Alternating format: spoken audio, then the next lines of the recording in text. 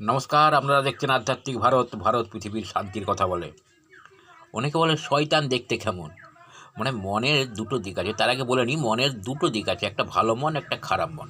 খারাপ মনটাই হচ্ছে শয়তানের প্রতীক। শয়তান মানে খারাপ কাজ করার জন্য তোমাকে সবসময় সে উদ্বুদ্ধ করবে, সেটাই হচ্ছে শয়তান।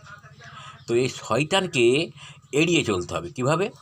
যে আমি যে খারাপ কাজটা করার জন্য প্রতিদিন আমি যাই, সেই খারাপ কাজটা আমি আর করব না। এটা হচ্ছে শয়তানকে দমিয়ে রাখা। কিন্তু এই শয়তানকে দমিয়ে রাখতে গেলে, মানে পার্মানেন্টলি, মানে স্থায়ীভাবে দমিয়ে রাখতে গেলে সবাইকে কিন্তু আধ্যাত্মিক জীবনে প্রবেশ করতে হবে এবং গুরুদেবের কাছে দীক্ষা নিয়ে এই শয়তানকে জয় করতে হবে। আর শয়তান আর আল্লাহ, শয়তানকে জয় করতে পারলে আল্লাহর কাছাকাছি পৌঁছাতে পারবো। ধন্যবাদ। আজ এই পর্যন্ত। সবাই সুস্থ থাকবেন, ভালো থাকবেন। আধ্যাত্মিক ভারত, ভারত পৃথিবীর শান্তির কথা বলে।